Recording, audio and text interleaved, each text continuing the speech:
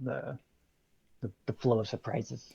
Yeah, like I have never early on, like I started really getting into video game news and stuff around 2006 with the launch of the Wii. And back then, I got excited with any time there was news or rumors or speculation about anything. Um, it was always, "Oh, that's cool! I can't wait for that to happen." And then a lot of times Yeah, it never did actually happen, and I would get disappointed. I never really got mad at anybody, but I always got disappointed about those things. And now I'm just yeah, like, I try to ignore every single bit of anything that comes from any insight or any speculation because it doesn't do any good. yeah. Like it's fun Well, to have some of those conversations, but overall, it's annoying yeah, and frustrating that those that information gets taken as gospel, and when it doesn't happen, the anger's always misplaced. yeah, and it's you know I I, I was definitely in that cycle as well where and it's started getting as just like the constant trying to follow the stream of like a new Jack and Daxter or something that's going to happen with hardware or things with Final Fantasy or Suikoden or anything like that. Just like getting into the this like just continuing to hope that some things were going to happen and then they wouldn't happen. It just kind of got depressing. And I never kind of in the same way like I never really got like angry to the point that I was just like screaming as loud as I can and trying to get you know as much attention as possible, but just a continuous cycle of disappointment, Mm-hmm. and just gotta like enjoy what is actually being Yeah, and announced and shown off. And so like that's like the Switch OLED stuff was a complete surprise. I did not, after E3 had come and gone, I didn't expect anything to come from any of that information. And so when I woke up and I saw Nintendo had announced a new system, I was like, "Oh, that's cool. That's awesome." yeah, And then I saw the presentation. I was like, "Oh, okay. yeah, It's not what anybody said it was. It's got the cool OLED screen, which is nice. Like I'll admit, the Vita to the Vita with the OLED screen was a nice upgrade. I don't think it was like this be all end all amazing yeah, experience that completely yeah, changed the way you played Vita games because that just didn't happen. The kickstand's cool. They should have done that from the beginning. Like that yeah, that original like kickstand was garbage. yeah, like that the actual kickstand, like the two different positions you can put it in, like that. I feel like that should have been the kickstand from the beginning. Um, but when I first saw like I don't know, like one of the headlines that I saw.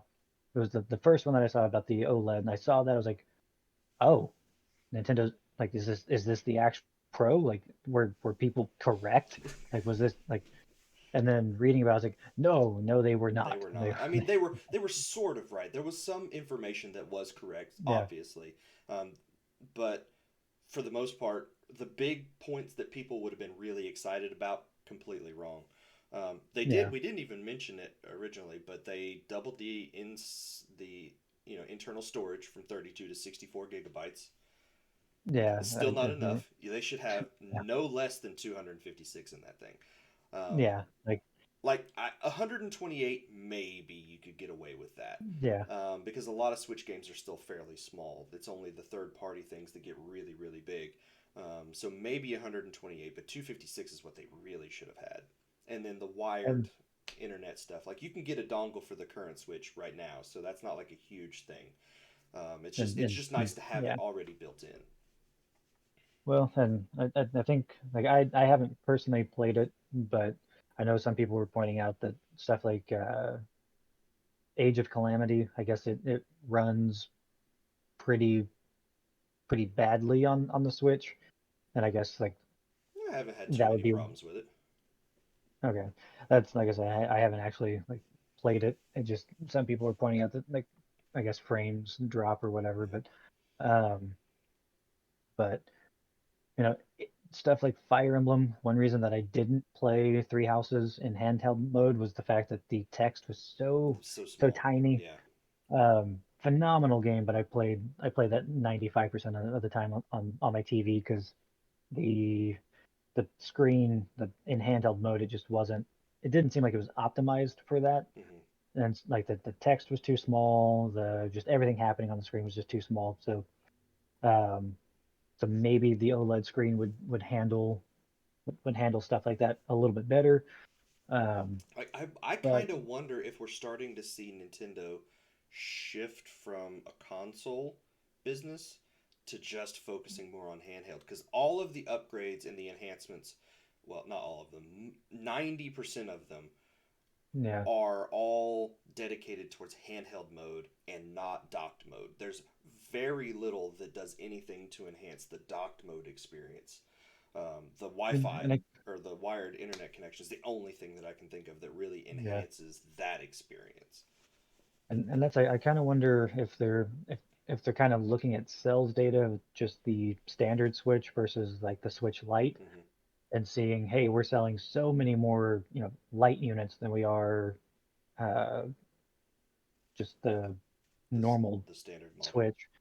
Yeah. Um, so maybe they are starting to be like, okay, well, maybe we could comfortably sit as a handheld Yeah. gaming company. Um, and A handheld focused Nintendo would be a very interesting thing. yeah, because I mean, they would. I feel like how Microsoft is kind of gearing more towards Google and Amazon being their direct competitors. Hmm. If Nintendo's kind of looking at, well, if we focus on handhelds, we could probably, you know, like could could they get into something that's almost like a mobile phone or a smartphone where they could, you know, transition all of their experience and just kind of create like a dedicated handheld device that, Hmm. you could do, because I know one of the big things that is hampering a dedicated handheld is everybody's got a phone, Yeah. and And those you phones really, are super powerful now, and you can get most of the yeah, games that you could play on the Switch, you could get on a phone. Um, and not only that, but just like you only have so much space unless you're carrying a bag mhm. with you. Like there's only so much space of like portability, and unfortunately, phones have gotten pretty big to the point that they eat up a lot of space. Yeah. And so unless you are carrying a bag with you, you really aren't wanting to carry a lot of stuff with you. Hmm. And so I'm kind of I'm curious to see just what Nintendo does.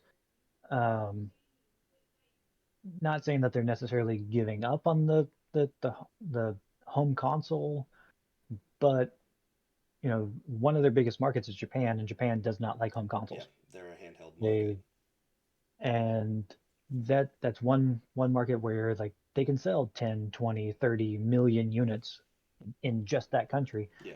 And uh, that's something that Sony seems to be, I mean, not quite giving up on the Japanese market, but like Microsoft for a couple generations kind of gave up on Japan because they just couldn't get much of an inroad.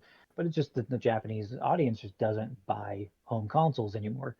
Yeah. And then when you've got this gigantic behemoth of a PS5, you're really only going to get like the diehard Hmm. PlayStation fans over there. And like for the most part, we're really seeing a huge. We talked about like the last episode. Nintendo does their own thing. Microsoft is now finding their landscape of doing their own thing, and Sony's kind of, They're still doing things the traditional way. yeah, and like Nintendo's finding tremendous success with their stuff, and Microsoft is finding tremendous success with their stuff, and Sony's still finding tremendous success with their stuff. So it's an exciting time to see just what happens Yeah. next because it's anything's possible at this point. That's true. And but but anyway, I'm gonna get back to playing some Spider-Man. All right. So I'll talk to you later. Later.